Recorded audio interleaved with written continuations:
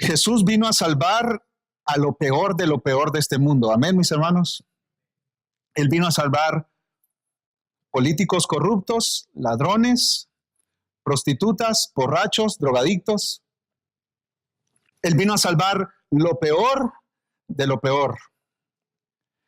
El Evangelio es buena noticia para el hombre que engañó a su esposa y cometió adulterio.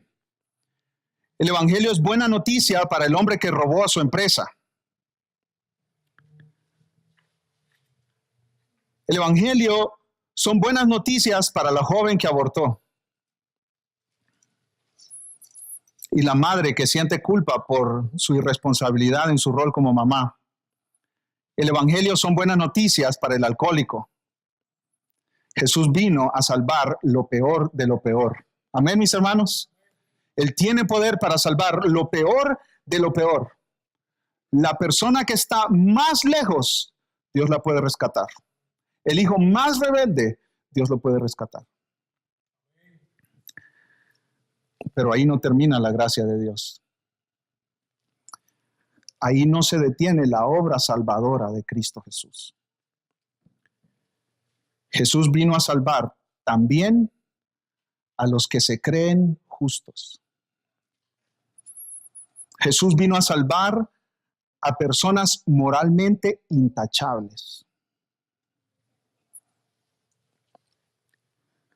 Jesús vino a salvar a quienes creen que son buenas personas. Jesús vino a salvar a quienes se evalúan y dicen, yo tengo una vida limpia. Jesús vino a salvar también a los que son aplaudidos por otros por el tipo de vida tan moral que llevan, tan disciplinada que llevan. El Evangelio también son buenas noticias para quien fue criado en un hogar moralmente recto. Con padres que le enseñaron buenos modales y respeto. El Evangelio son buenas noticias para aquellas personas que nunca se han metido en un problema, que nunca se han metido en un problema con la policía, que nunca han probado una gota de alcohol, nunca han probado un cigarrillo, nunca han probado una droga. El Evangelio son buenas noticias para ellos también. No se equivoque, hermano, Jesús vino a salvar lo peor de lo peor. Y Jesús vino a salvar también a aquellos que se evalúan y dicen, yo soy moralmente intachable. ¿Y sabe cuáles son los casos más difíciles?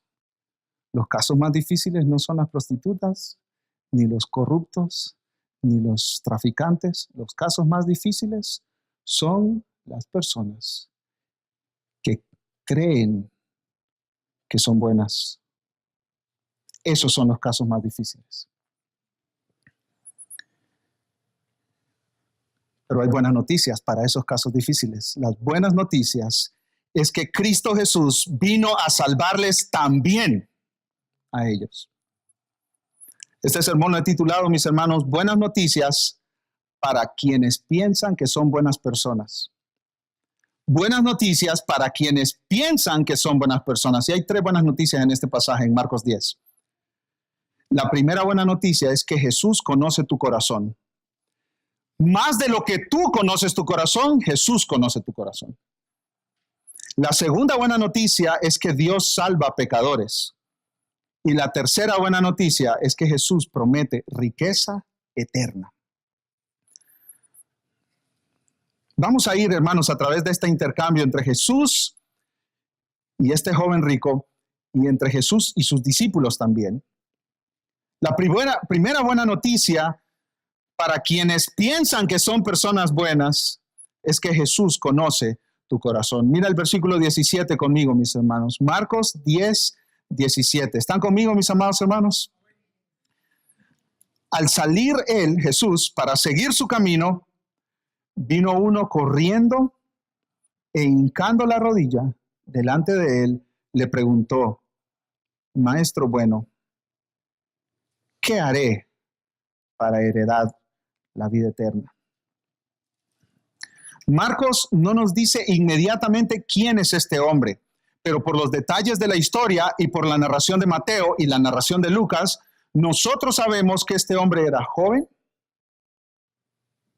entre 30 y 40 años, que era un hombre muy adinerado, tenía muchas posesiones, muchas propiedades, tierra. Y en tercer lugar, que era un hombre principal, líder religioso de su pueblo, del lugar donde vivía, muy probablemente de su sinagoga.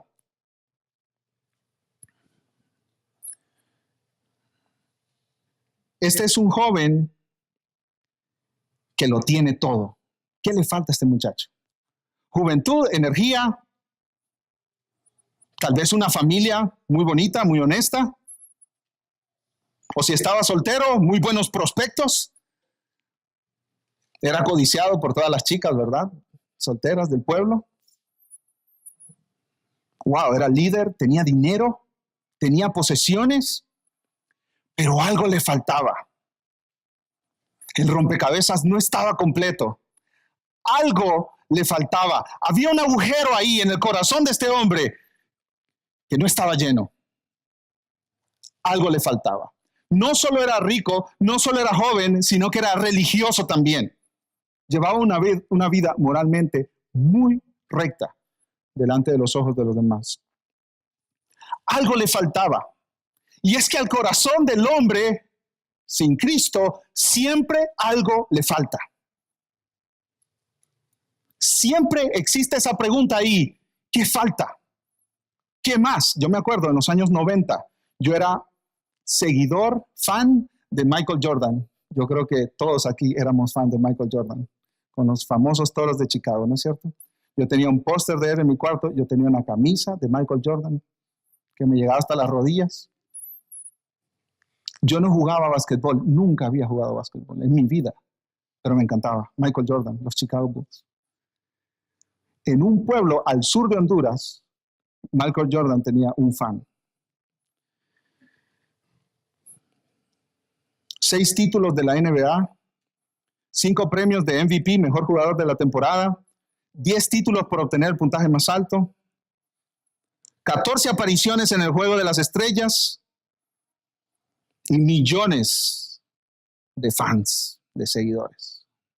Cuando cumplió 50 años le hicieron una entrevista y él reconoció, algo falta, algo falta. ¿Y cómo interpretó él eso? ¿Qué le falta? Regresar a jugar básquetbol, como cuando tenía 20 años.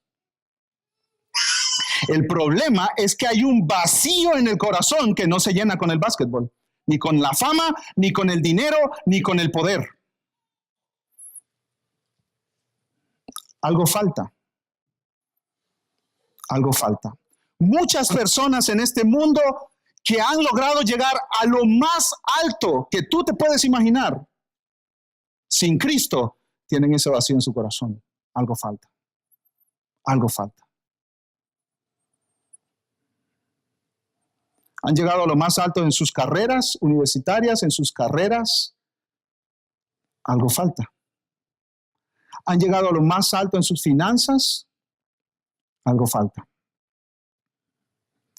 En nuestro relato de Marcos 10 tenemos a un joven exitoso a los ojos de todo el mundo.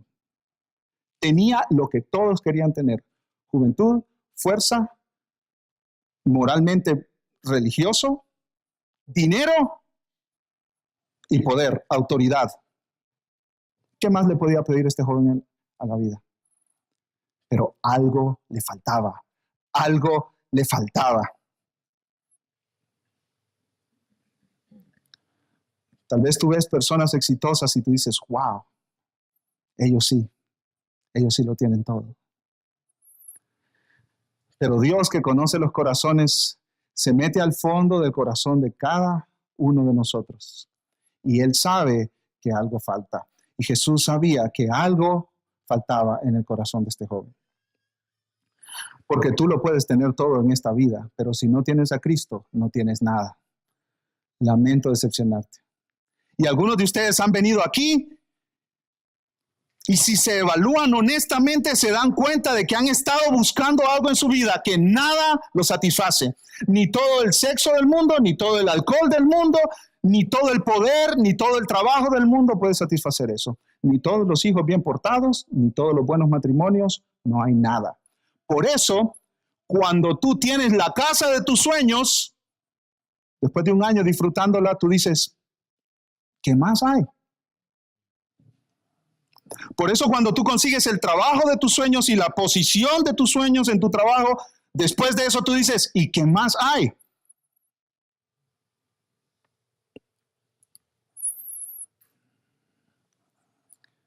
Este joven se acercó a Jesús para hacerle una pregunta y al parecer se acercó de la manera correcta.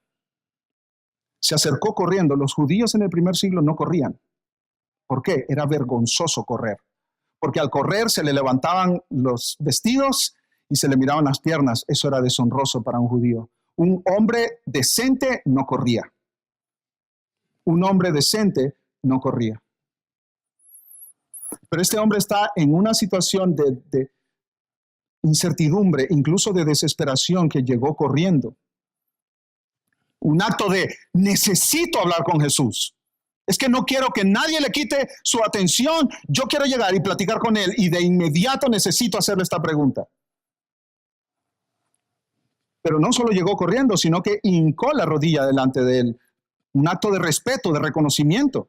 El que está enfrente mío es alguien grande. Externamente todo pintaba bien. Es de esas personas que tú dices, wow, ¿cómo está buscando de Dios este hombre? ¿Cómo está buscando de Dios esta mujer? Wow, mira todo lo que hace. No se pierde un estudio bíblico, no se pierde de la iglesia, no se pierde de cualquier actividad que se haga. Quiere estar en la iglesia metido todo el tiempo. ¡Wow! ¡Qué persona! Pero acuérdense, Dios está interesado en nuestro corazón más que en actos externos. Todo el Evangelio de Marcos nos ha venido diciendo una y otra vez y otra vez. Dios te dice, quiero tu corazón, quiero tu corazón, quiero tu corazón. Actos externos no son suficientes. Tú puedes engañar a todo el mundo con actos externos, ¿no es cierto? Este joven le preguntó a Jesús, Maestro bueno, ¿qué haré para heredar la vida eterna? ¿Cuál fue la respuesta de Jesús, mis amados hermanos y hermanas? Versículo 18. Jesús le dijo, ¿por qué me llamas bueno? Ninguno es bueno, sino solo uno, Dios. Qué respuesta más rara de Jesús, ¿no es cierto? Si alguien a ti que conoces a Cristo te pregunta, ¿qué debo hacer para heredar la vida eterna? ¿Qué le respondes? Yo pensé en esa pregunta y yo respondí, bueno, yo le diría, cree en Jesús y vas a ser salvo, ¿no es cierto? Jesús es el mejor evangelista que ha puesto sus pies sobre la faz de la tierra y tenemos que aprender de él cómo compartir de Cristo con otros. Y muchos usan este versículo 18, para decir que Jesús negó que es Dios. Miren, ahí dice. El muchacho le dijo, Maestro bueno, y él dijo, ¿por qué me llamas bueno? Ninguno es bueno, solo Dios. O sea, yo no soy bueno, yo no soy Dios.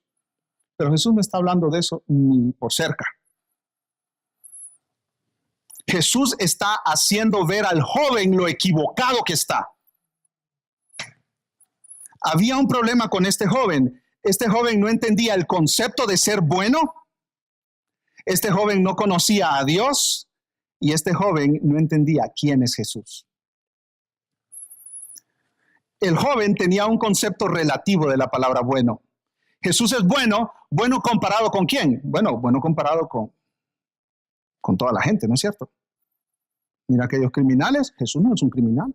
Jesús es un maestro, un rabino, alguien que enseña las cosas de Dios. Y lo peor de todo es que este joven pensaba, Jesús es bueno tanto como yo soy bueno.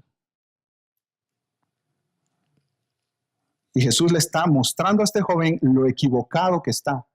Tú no entiendes la palabra bueno.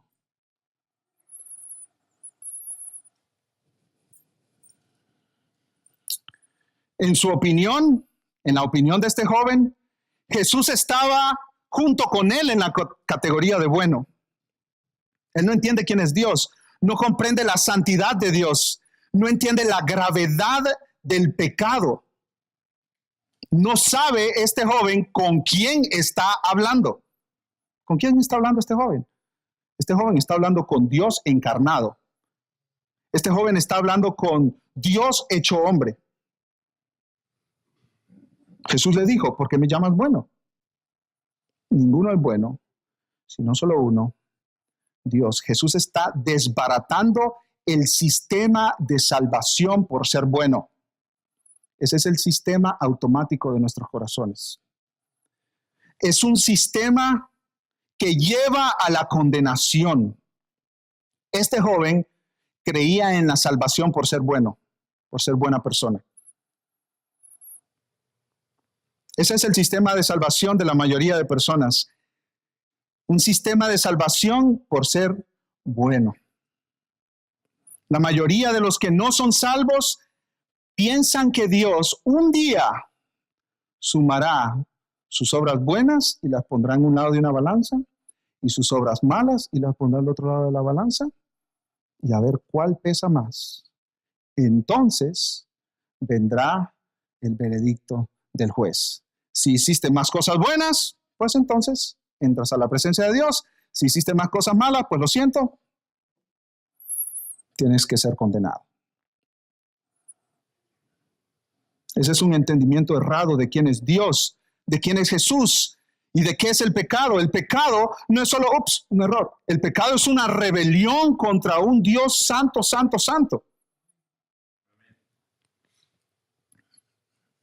No es simplemente una acción, me equivoqué. No, es un desafío contra Dios. Dios te ha dicho, estas son las reglas, estos son los parámetros, y tú le has dicho, ¿quién eres tú para decirme a mí qué hacer, cómo vivir? El pecado es rebelión contra Dios. Y la Biblia dice, desde el Antiguo Testamento hasta el Nuevo Testamento, que no hay ni uno que sea bueno. No hay ni uno que sea bueno. Y hermanos, yo les ruego, por favor, que ustedes tomen este concepto de bondad que ustedes tienen y lo sometan a lo que enseña la Biblia. Porque aun cuando hablamos, decimos, qué buen muchacho. Yo escucho a padres decir, es que mi muchacho es un buen muchacho. Miren Romanos conmigo, mis hermanos, por favor. Romanos, la carta de Pablo a los Romanos, capítulo 3. Y eso ustedes lo conocen, no les estoy diciendo nada nuevo, mis hermanos. Pero siempre es bueno retar nuestros conceptos a la luz de los conceptos de Dios. Romanos capítulo 3, versículo 9. Pablo primero habló a la humanidad en general. Todos están condenados. Después habló a los judíos. Todos están condenados. También los judíos. Incluso los judíos morales están condenados. Los moralmente buenos están condenados. Miren lo que dice Romanos 3, 9. ¿Qué pues? ¿Somos nosotros mejores que ellos? ¿Nosotros los judíos somos mejores que los no judíos? En ninguna manera, pues ya hemos acusado a judíos y a gentiles que, ¿cuántos, mis hermanos? Todos están bajo pecado. Todos están bajo pecado. Mujer, hombre, jóvenes, ancianos, ricos y pobres, educados y sin educación, todos están bajo pecado. En el capítulo 2, Pablo dice, de modo que no tienen excusa. Y en el capítulo 1, Pablo dice, de modo que no tienen excusa. Ahora, mire lo que dice el versículo 10. Como está escrito ¿dónde? Salmo 14, 1 al 3. Salmo 53, 1 al 3. No hay justo, ni aún, ¿cuántos? Ni aún uno. No hay quien entienda, no hay quien busque a Dios. Todos se desviaron, a unas se hicieron inútiles, no inútiles en que no son capaces de hacer nada en esta vida, no. Inútiles en cuanto a reconciliarse con Dios, inútiles en cuanto a ponerse en paz con Dios. Todos se hicieron inútiles. No hay quien haga lo bueno, ahí está nuestra palabra. No hay quien haga lo bueno, no hay ni siquiera uno. Y el joven dice, maestro bueno, maestro, tú, así como yo, eres bueno, yo soy bueno, y hay muchos otros buenos. Los malos están en la cárcel, los malos son los asesinos, son los traficantes de droga, los malos son los borrachos, los malos son los adúlteros, los malos son los mentirosos, los malos son estos y aquellos. Yo no, yo soy bueno. Hermano, no hay ninguno bueno. Tu hijo es bien portado, pero si no tiene a Cristo, él no es bueno. Es que es un buen muchacho, relativamente hablando. Pudiéramos decir, no es tan malo como otros, pero es malo. Y a los ojos de Dios es tan malo que merece condenación. No hay un sistema de salvación por ser bueno. No existe, porque no hay ninguno bueno. ¿De dónde tomó Pablo estas palabras? ¿Se las inventó? ¿Las sacó de la nada? No. Salmo capítulo 14, Salmo capítulo 53. Esos versículos se los sabía de memoria el joven rico. Esto no era extraño para el joven rico.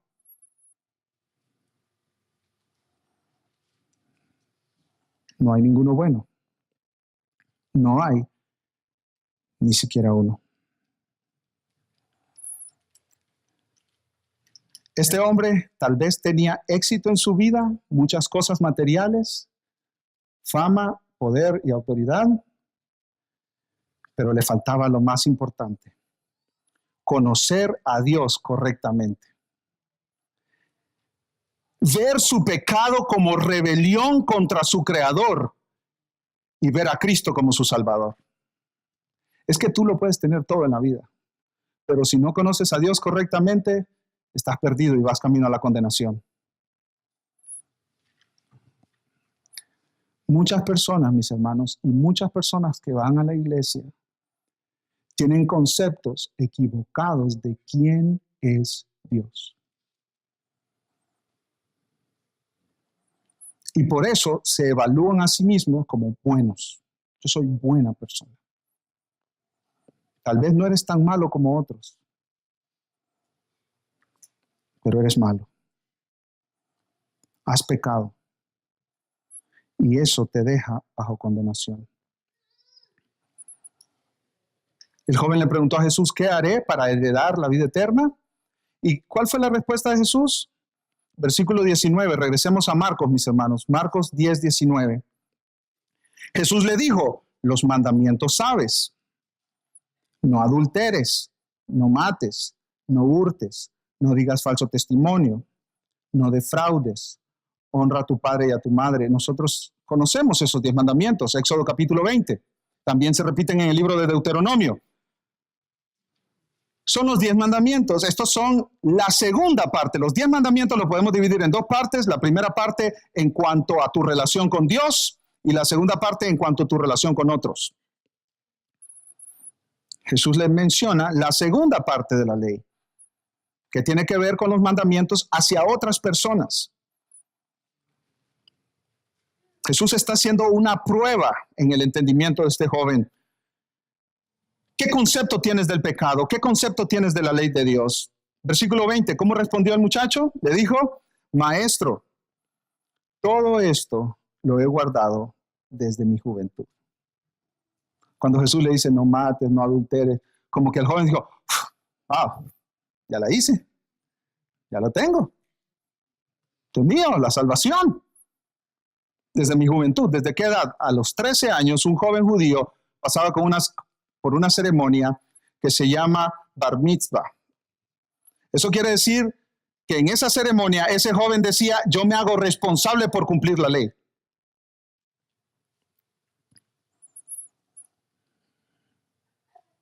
Desde esa edad en adelante, el muchacho judío asumía la obligación de obedecer la ley. Desde los 13 años, Jesús, desde que yo hice mi ceremonia, yo he cumplido la ley. La he cumplido a cabalidad. Todo esto lo he guardado. Su respuesta, mis hermanos, fue sincera. O sea, este muchacho verdaderamente creía que había obedecido la ley de Dios. Verdaderamente, sinceramente. Así como Pablo, Filipenses capítulo 3, ¿lo recuerdan? De la tribu de Benjamín, hebreo de hebreos, circuncidado al tercer día. fariseo de fariseos, en cuanto a la ley, irreprensible. O sea, Pablo, antes de conocer a Cristo, tú le preguntabas, ¿cómo estás, Pablo, en tu relación con Dios? Perfecto, estoy bien, he cumplido la ley, soy el más celoso de todos los de mi pueblo, no hay nadie como yo que guarde la ley de tal manera como yo. No hay nadie. Sincero, pero equivocado. Tú puedes ser muy, muy sincero, muy honesto. Y de verdad hablar con el corazón, es que yo estoy seguro que soy bueno. Pero puede estar sinceramente equivocado, sinceramente perdido y sinceramente rumbo al infierno. Nunca he cometido adulterio, dijo el joven. Nunca he robado nada. Nunca he asesinado a nadie. No soy una persona codiciosa. He guardado todos los mandamientos desde que tenía los 13 años.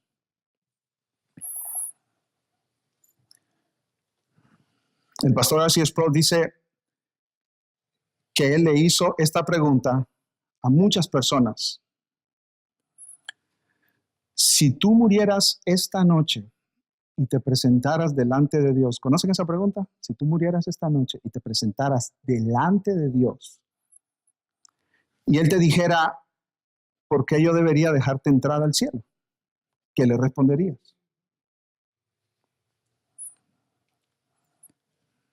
El hermano Sproul mantuvo una lista, un registro de las respuestas de la gente, especialmente los miembros de las iglesias. Y él dice que el 80% de las respuestas que recibió fueron más o menos en esta línea. He tratado de vivir una buena vida, por eso tú me debes dejar entrar al cielo. No soy un criminal, nunca he asesinado a nadie, voy a la iglesia casi todos los domingos, voy a la escuela dominical, soy diácono, incluso escuchó, soy pastor. 80% del registro del hermano Sproul de miembros de iglesias. Por favor, hermano, si yo pudiera estar diciéndotelo sentado a tu lado, abrazándote, yo te lo dijera.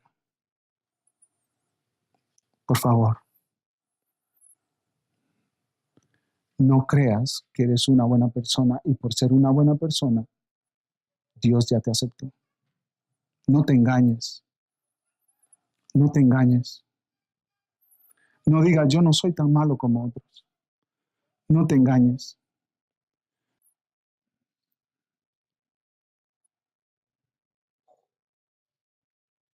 Muchas personas están camino a la condenación pensando que son buenas personas.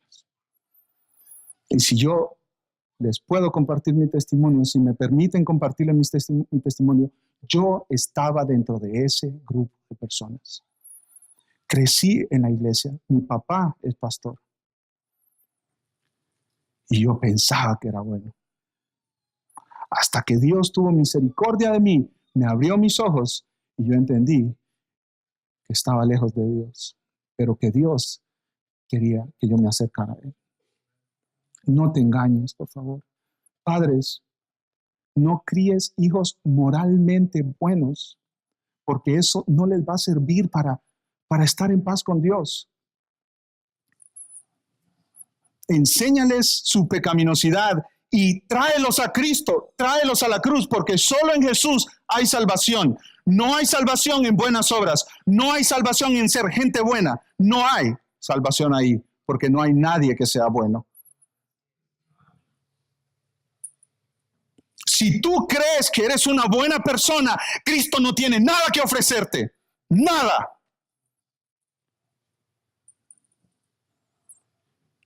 Si tú crees que tus hijos son buenas personas, ellos entonces no necesitan a Cristo.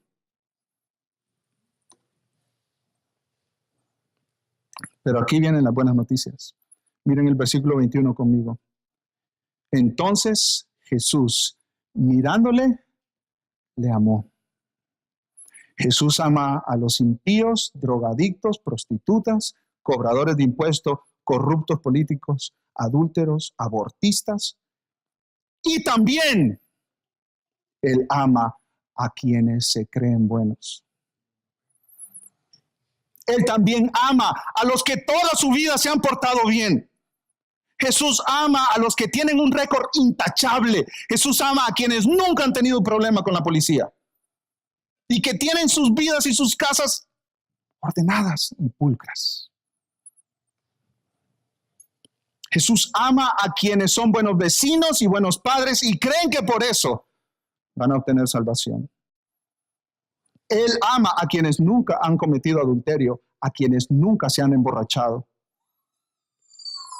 Y estas son buenas noticias para ti y para mí. Jesús no explota ahí en ira diciéndole, yo te conozco, muchacho.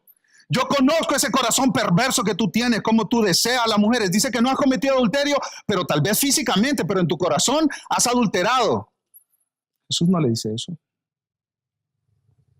Jesús, mirándole a la cara, mirándole a los ojos, mirándole fijamente, le amó. Y este es un amor que no se basa en la dignidad o el mérito de la persona. Este es un amor que solo puede venir de Dios. Este es un amor que no nace por la atracción de la persona. La persona es atractiva y por eso Cristo la ama. No. La persona es pecadora, rebelde y Cristo aún así la ama. Jesús conoce perfectamente su corazón y le ama. Este hombre ha estado viviendo una vida de rebeldía contra Dios y Jesús le ama. Ahora, este amor de Jesús no lleva a Cristo a no decir nada, a quedarse callado. Porque lo amo, lo voy a dejar tranquilito y no le voy a incomodar. No, porque Jesús ama a este muchacho, tiene que decirle la verdad. Porque el amor dice la verdad, aunque duela. Es como el buen médico, hermano. El buen médico tiene que dar su diagnóstico, aunque el paciente se tire al suelo a llorar. Y el buen médico tiene que hacer la operación, abrir, poner el bisturí ahí en la piel, por el bien del paciente. El amor no le dice a los hijos, te voy a dejar hacer lo que tú quieras. El amor lleva a los hijos a la disciplina y a la instrucción. Tal vez Cristo se arriesgaba a ofenderlo, pero Jesús lo ama demasiado como para dejarlo ahí.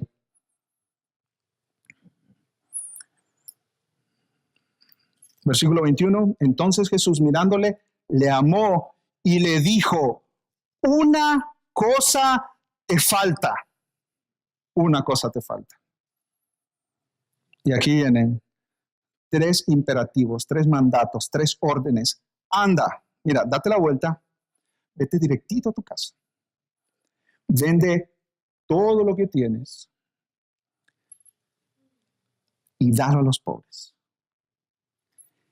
Y tendrás tesoro en el cielo. Son 3 distintos imperativos, mandatos. Ve, vende todo lo que tienes, dalo a los pobres. Y después Jesús añade otro mandato. Y ven, sígueme tomando tu cruz. Es como que si Jesús le hubiera dicho, ok, tú me dijiste que cumpliste todos tus mandamientos, todos los mandamientos, ¿verdad? Yo te mencioné la segunda tabla de los mandamientos. Vamos a ver el primero de los mandamientos. ¿Qué dice el primero de los mandamientos? No tendrás dioses ajenos delante de ti. Ese es el primerito. Tú me dijiste que cumpliste todos los mandamientos en tu vida. Ok, vamos a ver el primero. Tú tienes un ídolo que se llama riqueza, propiedades, tierras. Tú tienes un ídolo que no te permite honrar a Dios. O sea, este joven estaba violando el primer mandamiento.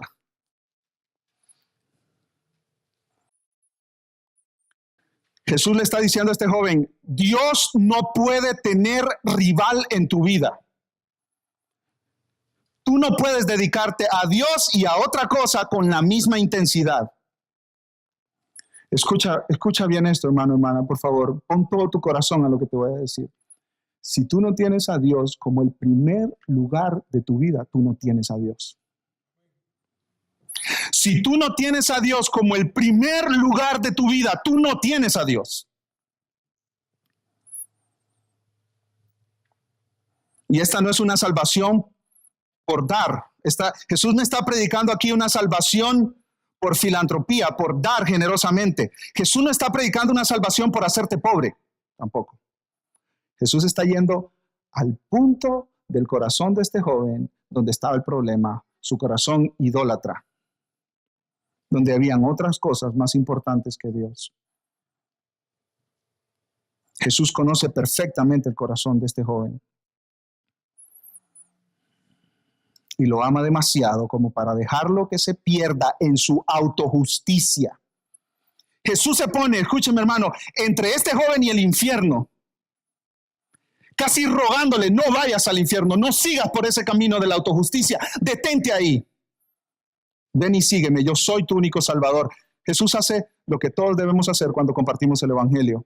Decirle a la persona, reconoce tu pecado, ahí está la ley, arrepiéntete, vende todo lo que tienes, da a los pobres y cree en mí como tu salvador y como tu Señor. Ahí está, Jesús está compartiéndole el evangelio.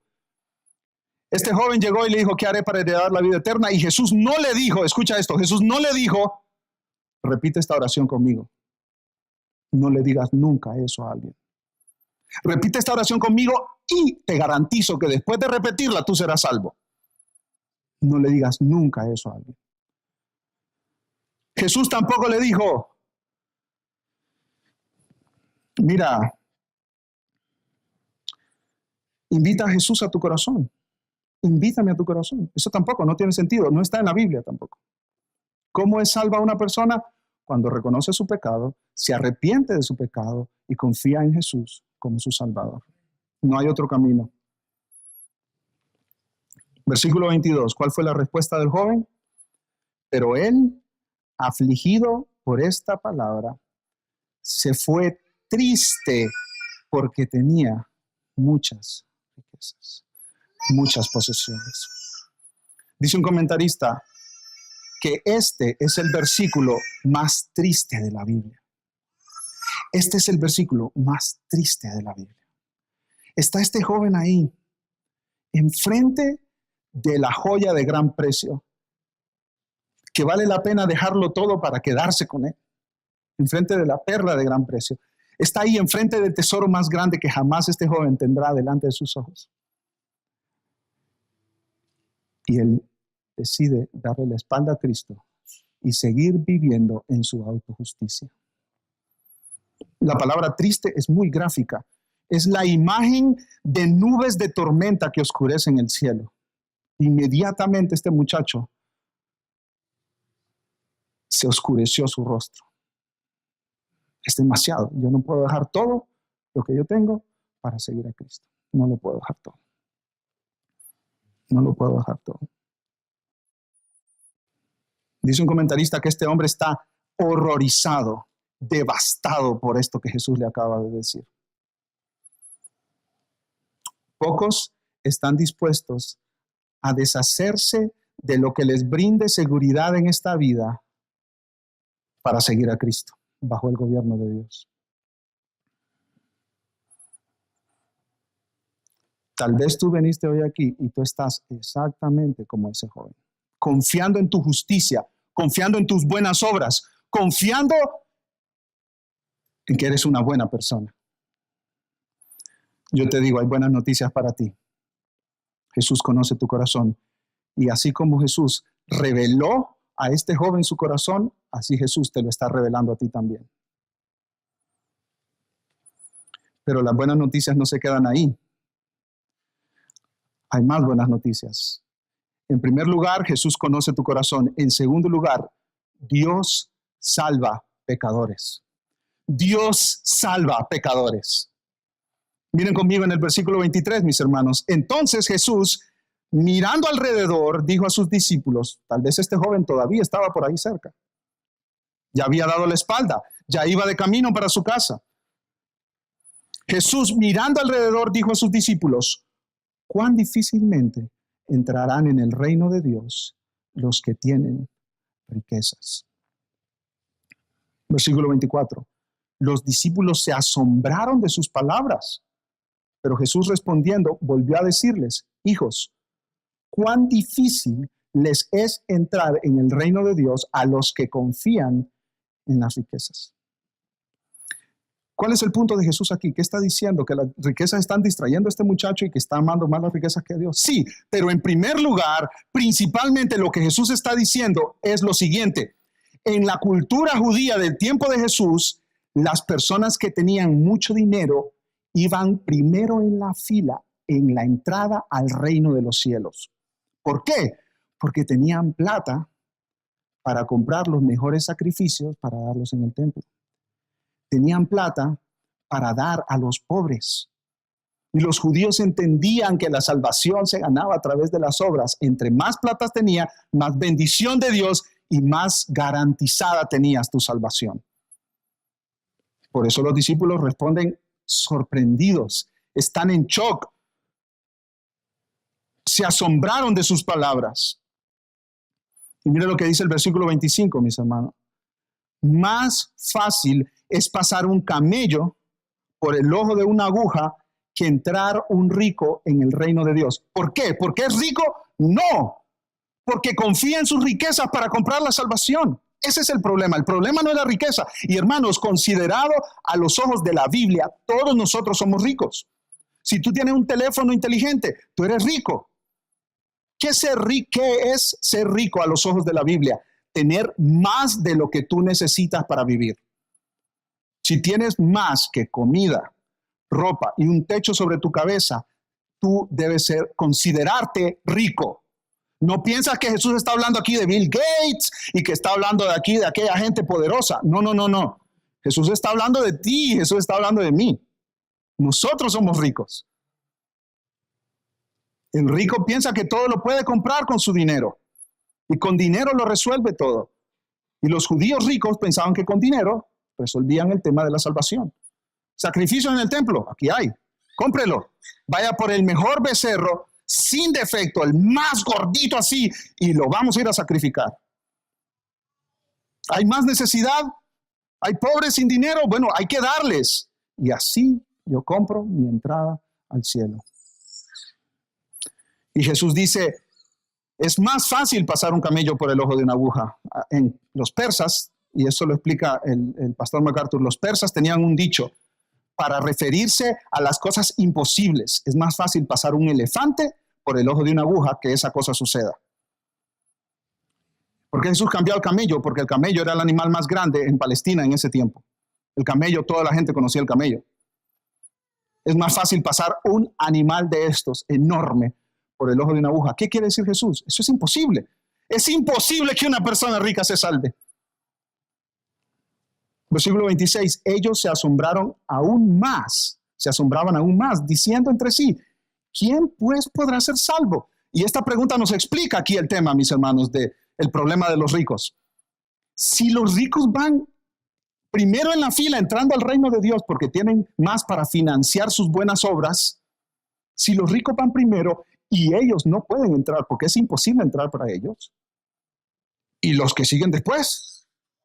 Por eso los discípulos preguntan, ¿quién pues podrá ser salvo? Si los ricos no pueden, yo estoy perdido entonces, porque yo lo único que puedo financiar para traer de sacrificio al templo es una palomita.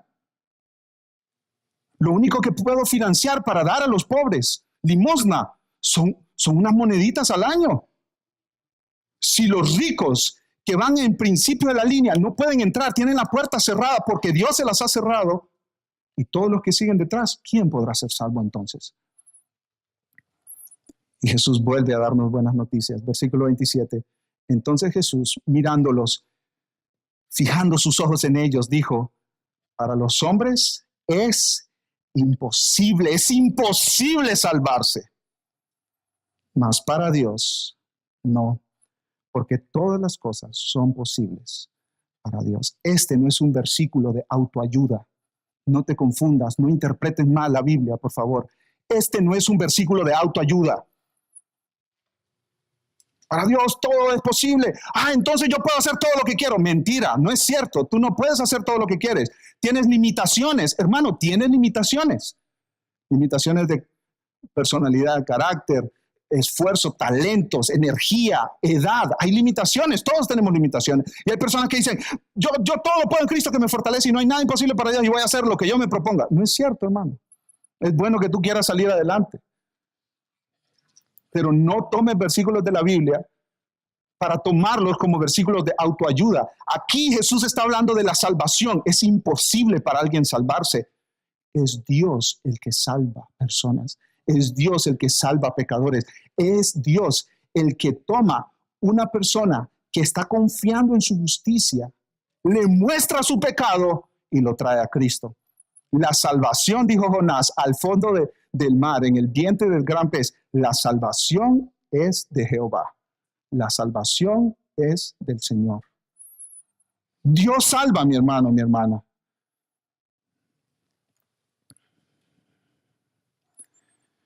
Para el hombre, para la mujer, con su esfuerzo personal es imposible obtener la salvación. Entonces, ¿cuál debe ser nuestra respuesta a la obra de Cristo en la cruz? En tercer lugar, las buenas noticias para los pecadores que creen que son buenas personas. Jesús promete riqueza eterna. Versículo 28, mis hermanos. Entonces Pedro, que no tenía un pelo de tonto, comenzó a decirle, he aquí, nosotros lo hemos dejado todo y te hemos seguido. ¿Qué de nosotros, Jesús? Nosotros sí lo hemos dejado todo. Mira, ese muchacho se dio la vuelta y se fue. No quiso saber nada de ti. ¿Y nosotros qué? Respondió Jesús y dijo, de cierto os digo que no hay ninguno que haya dejado casa o hermanos o hermanas o padre o madre o mujer o hijos o tierras por causa de mí y del evangelio, que no reciba 100 veces más ahora en este tiempo, casas, hermanos, hermanas, madres, hijos y tierras con persecuciones, y en el siglo venidero la vida eterna.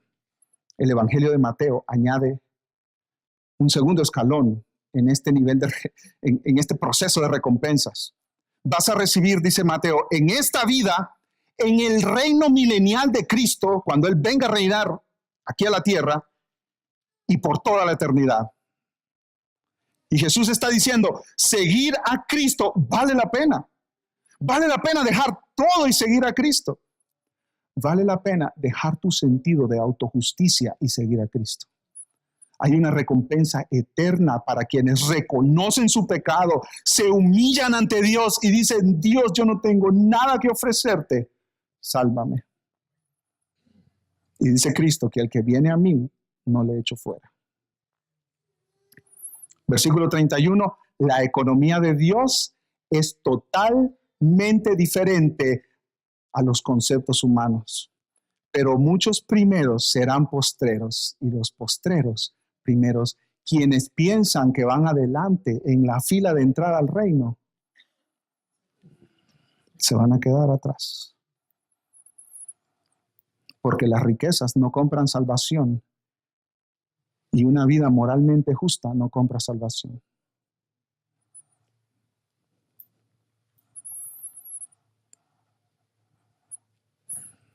Para terminar, mis hermanos, quiero compartirles el testimonio de la esposa de un hermano que se llama Paul Washer. La esposa de este hermano se llama Sharon Washer. Ella dice que asistió a una escuela cristiana cuando tenía 14 años. Y ahí le preguntaron si quería aceptar a Jesús en su corazón y ella dice, por supuesto, levanté la mano. Nadie quiere ir al infierno. Crecí en un hogar moral. Supongo como la mayoría de las personas en la iglesia, dice ella. Mis padres me enseñaron lo bueno y lo malo, las historias de la Biblia. No era una mala niña, de ninguna manera. No había hecho nada malo ante los estándares del mundo. Leía mi Biblia, aunque para serles honesta, no tenía deseos de leerla. A los 20 años me casé con un misionero, con Paul Washer, era misionero en Perú. Me gustaban las misiones, tenía amor por la gente. Yo escuchaba predicar a mi esposo sobre cómo saber si soy salvo. Y yo decía, Tal vez no soy cristiana después de todo. Pero después me decía a mí misma, no te preocupes, solo estás pasando un mal día. A los 32 años de edad estábamos en San Antonio, Texas. Mi esposo estaba predicando en una iglesia en una zona muy dura, en un barrio muy malo. Afuera de la iglesia había una carpa y yo estaba sentada debajo de la carpa y vi a una prostituta que pasaba frente a la iglesia. Ella iba de un lado a otro y al verla vino la convicción en mi corazón, soy igual a ella. Puedo ser una joven de iglesia, bien vestida, pero Dios conoce mi corazón. Luché para decirle a mi esposo todo lo que estaba pasando por mi mente. Él me respondió, no puedo decirte si eres salva o no. Lo único que puedo decirte, ve a la palabra y ruégale a Dios que te salve si no eres salva.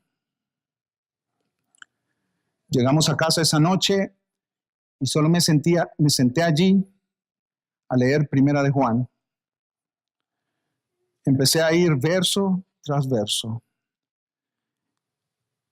y solo confesé, Dios, yo nunca me he visto como una pecadora hasta ahora. Solo oré esa noche y dije, Dios, realmente llegué al fin de mis posibilidades. No sé cómo ser mejor porque ya no puedo ser mejor. No sé cómo hacer nada de esto de ser cristiana. No puedo ni tengo el poder. No tengo el deseo de hacerlo. Para mí esa fue la frase más difícil, decirle a Dios, no tengo el deseo. En mí sencillamente no había nada. Era como estar muerta.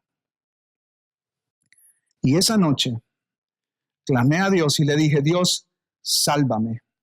Nunca me he visto a mí misma como pecadora, como me estoy viendo ahora mismo. Es increíble, dice ella, cómo Dios me permitió por 12 años ser parte de un ministerio de misiones. Y de repente, Él abrió mis ojos y me mostró quién yo era realmente y me salvó. Alabo a Dios y le doy gracias por eso.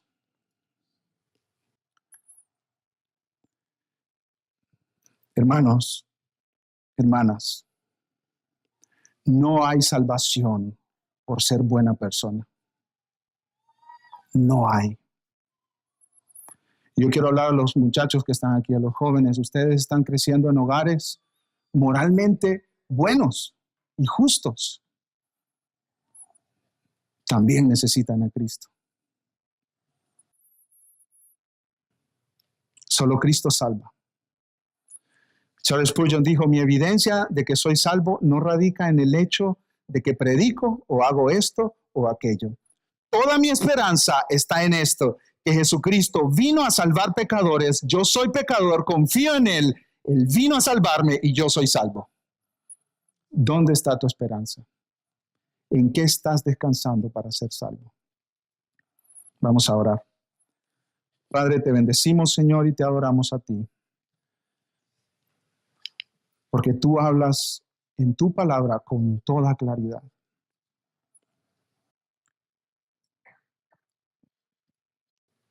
Tú salvas a los que reconocen que son pecadores, Señor. Porque los que creen que son justos y buenos y rectos moralmente, tú no tienes nada que ofrecerles, Señor.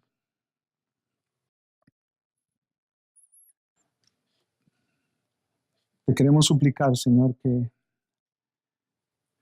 si hay alguna persona aquí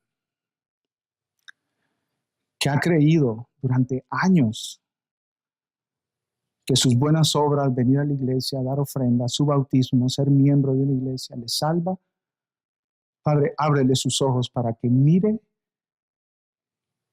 que Cristo murió en la cruz para pagar por sus pecados. Ábrele sus ojos, Señor, para que mire que él o ella es pecador, pecadora. Y que descanse solamente en la obra de Cristo Jesús. Ten misericordia, Padre. Ten misericordia. Que todos los que estamos aquí en este lugar podamos reunirnos cuando lleguemos a tu presencia. Y que no se diga de nosotros, creía que era una buena persona, pero nunca confió en Cristo. Yo quiero darte la oportunidad a ti, que estás aquí y que tú dices, yo me he considerado una buena persona, he sido moralmente recto, pero nunca he confiado en Cristo, nunca he abrazado a Jesús. Yo quiero rogarte que hoy abras tus ojos, mires la profundidad de tu maldad, de cómo tu pecado ha ofendido a un Dios santo. Te arrepientas de tu maldad, te arrepientas de tu pecado y confíes en Jesús. Tú puedes decirle, Dios, sálvame, como esta hermana. Tú puedes decirle, Dios, sálvame, yo no tengo nada que ofrecerte. No tengo deseos de esta cosa cristiana. Solo estoy guardando apariencias. Obra en mi corazón. Dame vida nueva.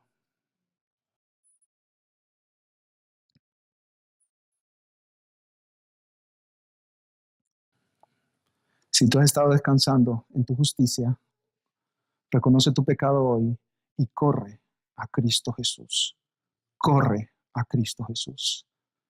Descansa en su obra. Él pagó por todo tu pecado y ya no hay condenación para los que están en Cristo Jesús.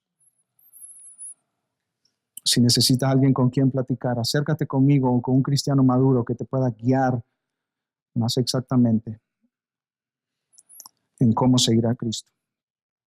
Padre, te bendecimos por tu palabra, Señor. Nos gozamos en cómo tú salvas pecadores, Dios. Y te adoramos hoy. En el nombre precioso de Jesús, tu Hijo. Amén. Amén.